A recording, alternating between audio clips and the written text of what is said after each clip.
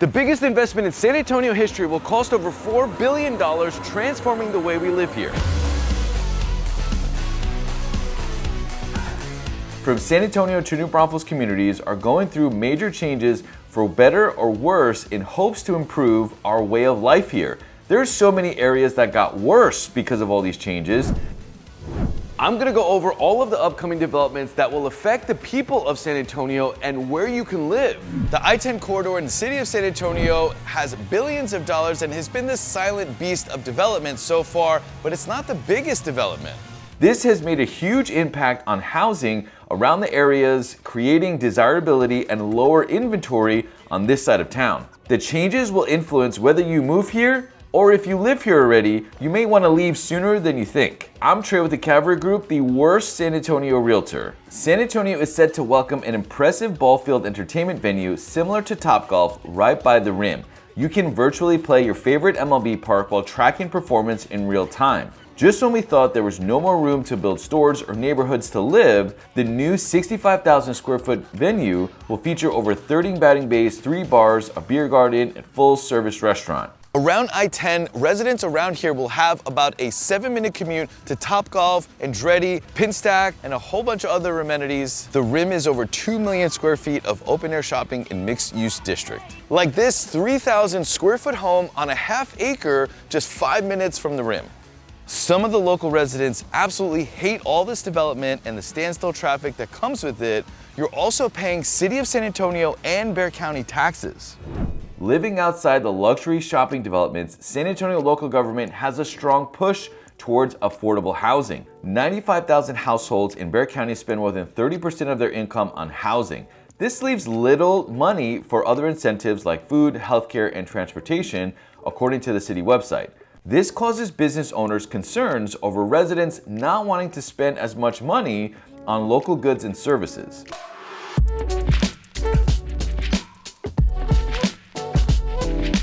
There are over 100,000 residences that are on a waiting list for affordable housing. Now, the city has a 10-year plan that's going to hyper-focus on alleviating that need for households. They changed the ADU regulations to get more housing available, and this is a massive opportunity. I'm sure you've noticed the city has a ton of inventory that is sitting on the market not selling. The problem isn't available homes, the problem is available affordable homes. Casitas or ADUs are not common here like other major cities. This is an opportunity for investors to solve the affordable housing demand along with city incentives and make some money in the long run. With the need of over 54,000 additional units, the city has approved a set of permit plans for accessory dwelling use or ADUs. Residents who utilize the approved designs and meet income criteria, earning 80% or less of the area's median income, could see the ADU fees waived. Here are some of the floor plan options approved by the city. The Maricela, 375 square feet, Hideaway Haven, 490 square feet with a porch, and Hinder House, 800 square feet. These measurements aim to ease housing constraints and provide flexible living situations for residents. This will help families and hopefully incentivize them to spend more money in the local shops, stores, and restaurants like this.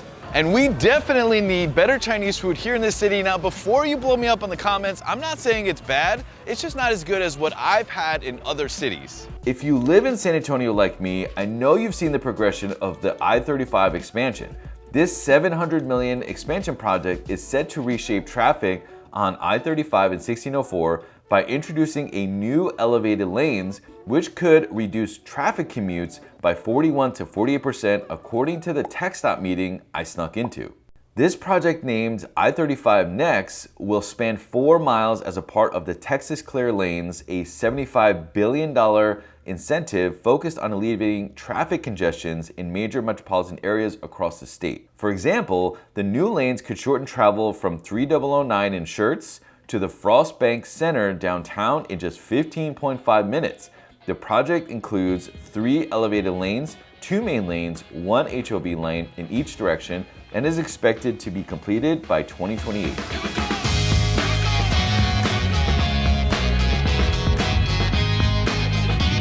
The Alamo district was not good. It had a bunch of vacancies, random gift shops, and a bunch of negative feedback from the locals. But luckily, the Alamo is going through a $550 million renovation and is expected to bring $11.3 billion 5 years post-completion.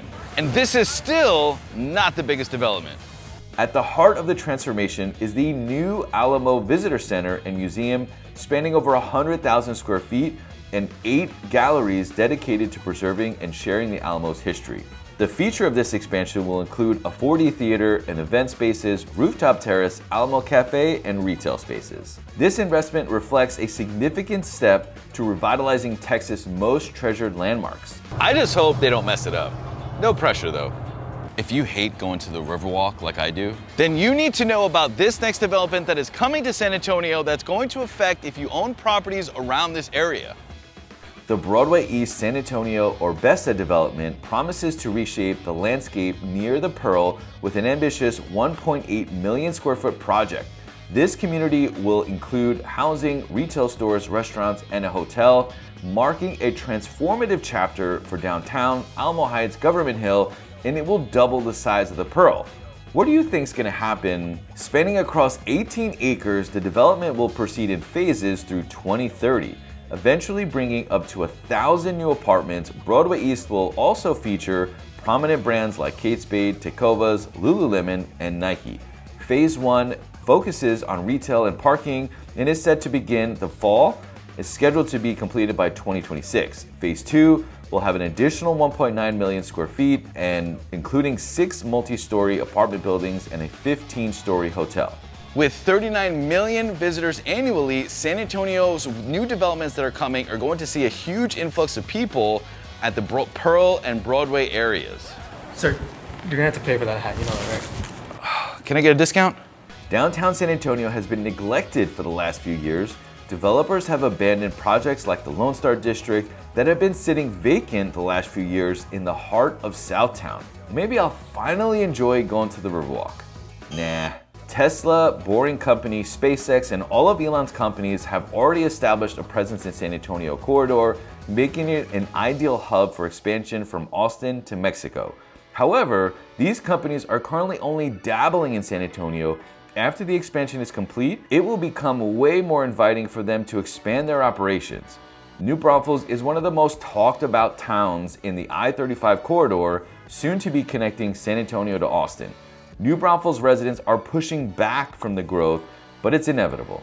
The Mayfair development is set to dramatically transform 2,000 acres of New Braunfels, reshaping the areas as we know it. On the city's north side, a 6,000 home community received the 2001 approval for the model home and is now open for viewing and purchasing. Developers continue to advance this $6.2 million project, which features parks, trails, retail areas, and a dedicated walking district. According to the Texas Department of Regulation, substantial progress has been made on the infrastructure, including streets, curbs, and sidewalks. The centerpiece, a Midtown Mayfair, is an 8-acre mixed district designed to create a vibrant downtown-like atmosphere within a few miles of another downtown New Braunfels area, which has been the heart for the last 100 years of New Braunfels. With over 100 5-star Google reviews from families, we obsess over service and knowledge to help families that want to work with us. Now, the Mayfair project is expected to deliver significant benefits to New Braunfels residents, including 2,000 jobs, $30 million in annual tax revenues, a $2 billion contribution on property values, which is the biggest one, and an estimated $320 million in annual economic activities upon completion. What are your thoughts on the impact it's going to have on New Braunfels? It's time for the biggest development San Antonio has released in years, this multi-billion-dollar plan to reinvent 50 acres downtown. The plan to convert the old federal courthouse right next to Hemisphere Park to a multi-purpose retail and entertainment center right next to the new Spurs Stadium. The project in total could cost upwards of $4 billion and could take 15 years. A land bridge will be built over I-37, connecting the Alamo Dome to the new Spurs Arena. And thank you to one of my favorite comments ever. Please let me know if you have any other thoughts around this development and how will it affect us San Antonioans. Now, city officials say taxpayers won't be responsible for paying for the cost of the arena, but who really knows? If you're not ready to reach out to us, that is okay. I have so many good videos that explain exactly what to do when you're preparing to move to San Antonio. And if you are, we would love to be the realtor of choice and where we can help you make the decision and plan accordingly. I say that I'm the worst realtor because I cut the sales fluff and give you the truth. If you're looking to move to San Antonio, send us an email.